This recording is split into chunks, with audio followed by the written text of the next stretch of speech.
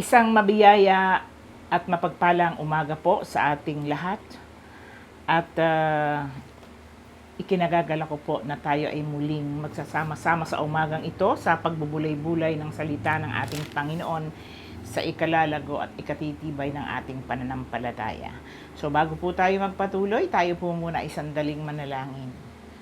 Dakilang Diyos, Ama naming makapangyarihan sa lahat. Nagpapasalamat po kami sa napakagandang umaga na kami ay iyong ginising. Salamat po sa buhay at kalakasang taglay ng bawat isa. At naririto kami, Panginoon. Meron kaming panahon para kami ay muling lumapit at magbulay-bulay ng iyong mga salita. Sapagkat wala po kaming nais kundi ang makapakinig ng iyong mga salita upang mapalalim ang aming pagkakilala sa iyo at lalo pa naming mapagtibay ang aming pananampalataya.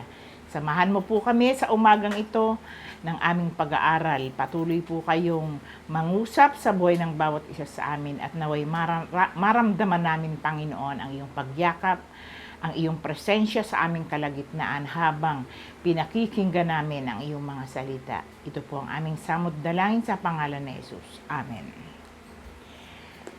Sa umaga pong ito, ang ating pagbubulay-bulayan ay ang mga talata sa awit 65, talatang 1 hanggang 8. Kung kayo po ay may mga hawak na banal na kasulatan, samahan niyo po ako na basahin ang 8 talata sa awit 65. Marapat na ikaw, O Diyos, sa Sayon ay papurihan. Dapat nilang tupdin doon ang pangakong binitiwan. Pagkat yaong panalangin nila ay iyong dinirinig. Dahilan sa kasalanan, lahat sa iyo ay lalapit. Bunga nitong pagkukulang, kaya kami nalulupig. Gayon paman, patawad mo'y amin pa ring nakakamit. Silang mga hinirang mo upang sa templo manahan. Silang mga pinili mo'y mapalad na tuturingan. Magagala kaming lubos sa loob ng templong banal dahilan sa dulot nitong pagpapala sa nilalang.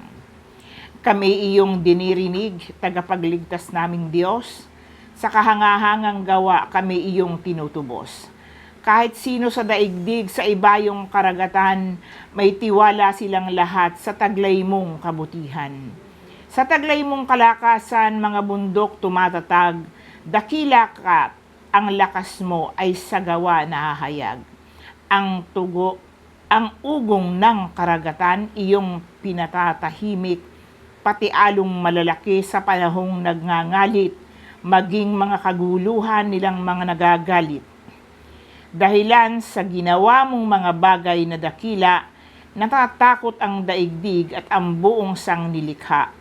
Bunga nitong ginawa mo, sa galak ay sumisigaw, buong mundo kahit saang sulok nitong daigdigan. Salamat sa pagkabasa ng salita ng ating Panginoon. Dito po sa mga talatang ating binasa, ito po ay pinamagatang kung purihin ang Diyos sa kaniyang kadakilaan. Ito ay isang awit na isinulat ni David na kung saan ay makikita natin ang tatlong mahalagang katotohanan na nagpapakita ng kadakilaan ng Diyos, kaya naman marapat lang na siya ay ating papurihan. Sa 1 hanggang 5 talata, ang Diyos ay ating tagapagligtas. At sa talatang 6 hanggang 8, ang Diyos ay siyang makapangyarihan sa lahat.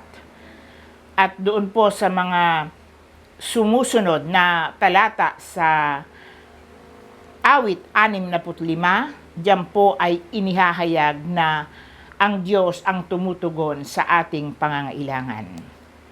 Sa unang 5 talata, makikita sa bahaging ito na sinasabi ng mga aawit na ang Diyos ay marapat lamang na papurihan sapagkat tunay din dinidinig niya ang kaniyang mga panalangin. At kahit marami silang mga nagagawang kasalanan, ay patuloy pa rin na ibinibigay ng Diyos ang kaniyang kapatawaran. Bukod rito ay inihayag rin niya na ang Diyos ay ang pag-asa ng tao sa lahat ng lupain. Bilang paglalapat, basahin natin ang aklat sa Roma 3, verse 23 at Efeso 2, verses 8 to 9. Itinuturo sa atin mula sa mga talatang ito na tayo bilang tao ay nasa makasalanang kalagayan. Walang sino man sa atin ang makapagliligtas sa kanilang sarili o sa pamamagitan ng kaniyang sariling pagsusumikap, sapagkat ang katotohanan na itinuturo sa atin sa Biblia, ang kaligtasan ay kaloob mula sa Diyos. Ang Diyos ang gumawa ng paraan upang tayo bilang tao na nasa makasalanang kalagayan ay magkaroon ng kaligtasan. Ito ay naganap sa pamamagitan ng pagbibigay niya sa atin ng kaniyang kaisa-isahang anak, ang Panginoong Hesukristo. Isa itong napakalaking patunay ng kadakilaan ng Diyos, kaya't marapat lang na siya ay ating mapapupurihan. Sa talatang 6 hanggang 8, ang Diyos ang siyang makapangyarihan sa lahat. Sa bahaging ito ay inihayag ng mga aawit ang dalawang kahangahangang ginawa ng Diyos, ang pagtatatag ng mga kabundukan at ang pagpapatahimik sa ingay ng mga alon. Bilang mga mananampalataya sa panahong ito, hindi man natin naranasan at nasaksihan ang mga bagay na naranasan at nasaksihan ng mga sinaunang tao sa panahon ng lumang tipan, ay naniniwala pa rin tayo at sumasampalataya sa Diyos bilang makapangyarihan sa lahat. Sa Genesis chapter 1 and 2, lumikha ang Diyos ng mga bagay mula sa kawalan at kabilang tayo sa kanyang mga nilikha. Kaya naman nararapat lamang na siya ay papurihan sapagkat siya ang ating manlilikha at nasa kanya ang lahat ng kapangyarihan.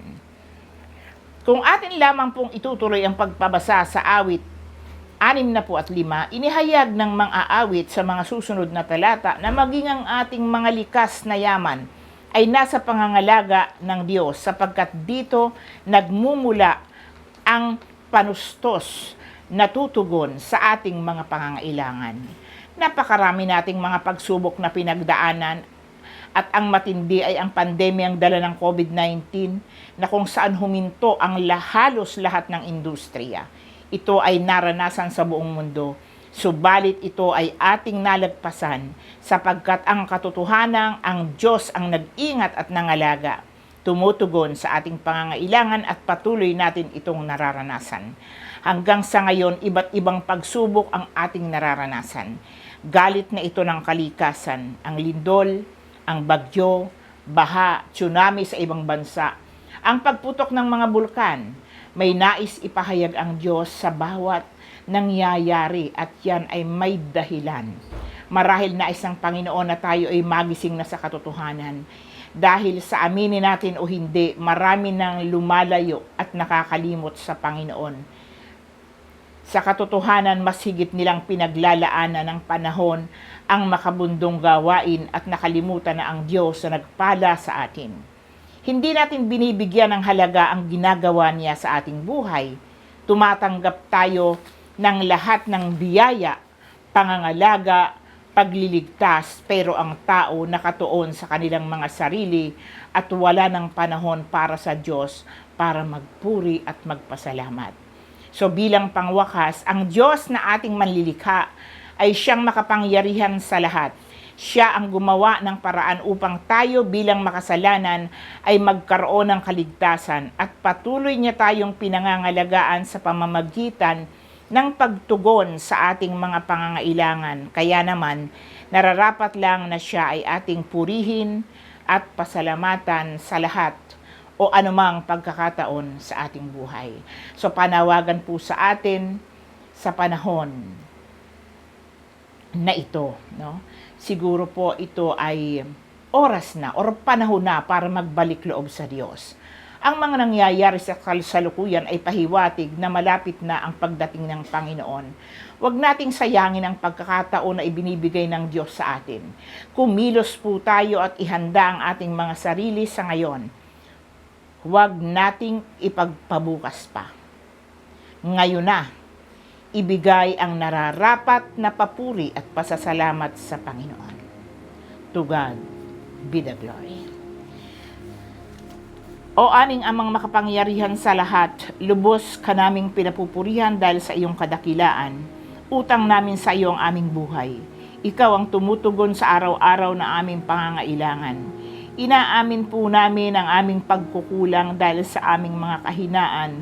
Nagagawa pa naming tumalikod pero pinatutunayan mo ang iyong dakilang pag-ibig. Hindi mo tinitingnan ang aming karumihan, bagkos inihahayag mo pa rin sa amin ang iyong pagmamahal. Di mo kami pinababayaan at patuloy mo kaming pinangangalagaan at nararanasan naming lagi ang iyong pag-iingat. Maraming salamat, Panginoon, sa pagiging tapat at dalangin ko po na patuloy po kayong mangusap sa buhay ng bawat isang mga anak mo. Matutunawa kaming magpuri at magpasalamat sa lahat ng pagkakataon. Hindi lang ang salitang salamat ang marinig sa aming mga bibig, kundi magamit namin ang aming buhay sa paraang nais mo. Humayo at maglingkod at higit sa lahat, maipamuhay namin ang mga salita bilang kapahayagan ng aming pagpupuri at pagpapasalamat sa lahat ng ginawa at patuloy na ginagawa mo sa aming buhay.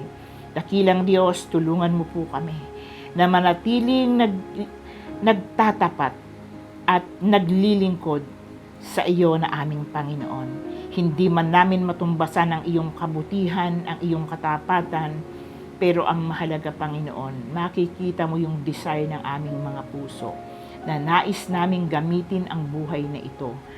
Dahil alam namin, Panginoon, na may plano ka sa buhay na ito, kaya ipinagkaloob mo sa amin. Kaya tulungan mo kami, Panginoon, na matupad ang iyong layunin sa buhay ng bawat isa sa amin. Palakasin mo kami at tulungan mo kami, Panginoon, na sa kabila ng aming mga napagdaraan ng mga pagsubok, problema, lalong-lalo na ngayon, Panginoon, marami kaming mga kapatiran, marami ka, O Panginoong, mga anak na nakararanas ng kahirapan. Dakilang Diyos ang dalangin ko.